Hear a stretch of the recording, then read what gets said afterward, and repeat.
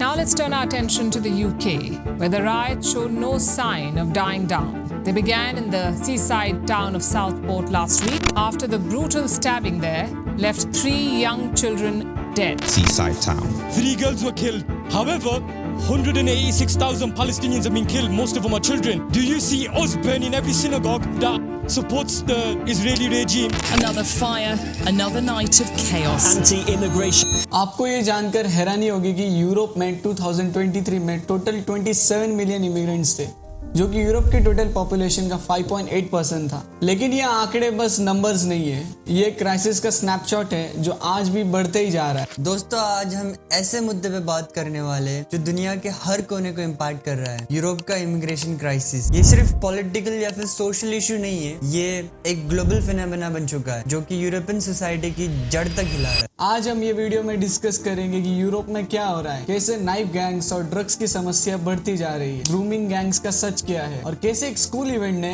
Europe के youth violence को highlight किया। हम ये भी देखेंगे कि यूरोप के पुलिस का रिस्पांस इस सिचुएशन में कैसे, यूरोप के क्राइसिस के पीछे का सच क्या है और सबसे इंपॉर्टेंट सवाल, अपने इंडिया को इन सब से क्या सीखना चाहिए। यूरोप की इमिग्रेशन क्राइसिस एक मल्टी फैक्टेड प्रॉब्लम। 2020 के बाद मिडिल ईस्ट और अफ्रीका से यूरोप आने वाले इमिग्रेंट्स में पूरे 24% का ग्रोथ देखने मिला।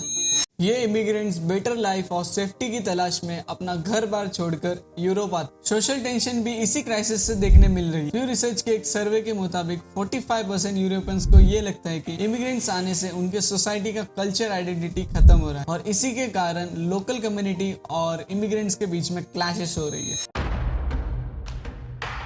2022 में यूरोप में 10,000 से भी ज्यादा नाइफ क्राइम इंसिडेंट्स रिपोर्ट हुए और जिसमें से आप मानोगे नहीं 60% केसेस यूके से थे। ये एक अलार्मिंग ट्रेंड है जब से नाइफ क्राइम्स के इंसिडेंट यूके में सबसे ज्यादा होने लगे। यूरोप में ड्रग ट्रेड एक सबसे बड़ी प्रॉब्लम जो कि नाइफ गैंग्स के थ्रू इंक्रीज हो रही है। एक यूरोपोल की रिपोर्ट के मुताबिक यूरोप का इलीगल ड्रग मार्केट सबसे बड़ा है, वो है 30 बिलियन यूरोस का, जिसमें कोकेन और हीरोइन सबसे ज्यादा डिमांड में। पब्लिक सेफ्टी के लिए ये एक मेजर कंसर्न बन चुका है और यूके की मेट्रोपॉलिटन पुलिस के फिगर्स के अनुसार 2023 में लंदन में नाइफ रिलेटेड 1500 से भी ज्यादा क्राइम्स रिपोर्ट हुई है, जिसमें आधे से ज्यादा ड्रग्स रिलेटेड इंसिडेंट हुए हैं।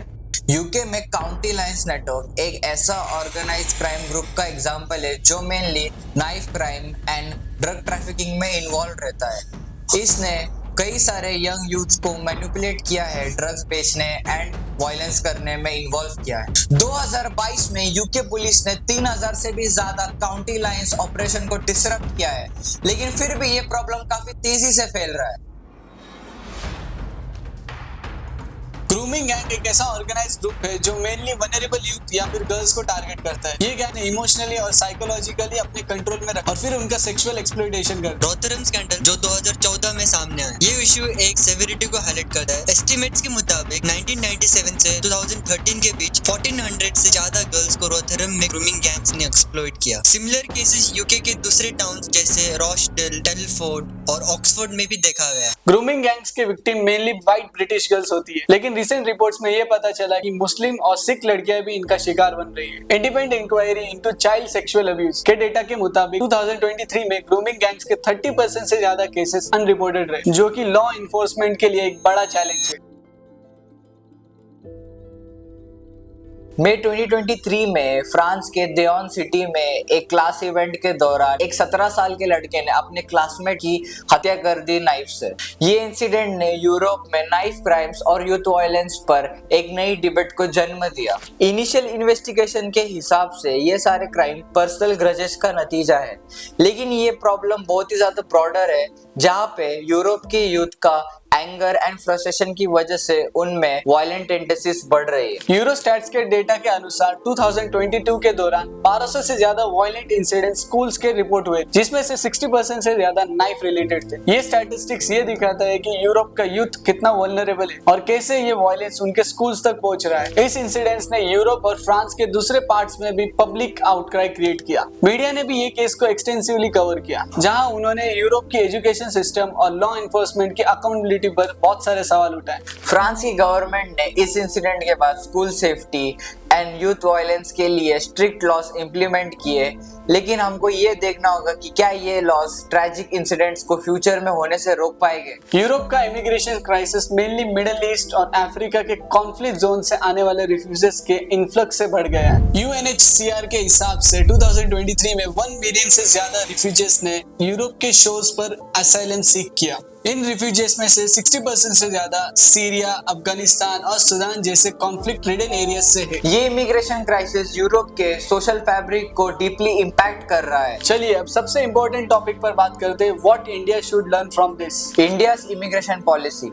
इंडिया को यूरोप के इमिग्रेंट क्राइसिस से काफी कुछ सीखने की जरूरत है। 2023 में इंडिया में 4 लाख से भी ज्यादा रेफ्यूजीज हैं, जो मेनली म्यांमार और बांग्लादेश से है, लेकिन इंडिया की इमिग्रेशन पॉलिसी अभी भी काफी हद तक स्कैटर्ड है। Border security and immigration control. India को अपने बॉर्डर सिक्योरिटी और इमिग्रेशन कंट्रोल को स्ट्रेंथन करने की जरूरत है। Cultural and social integration.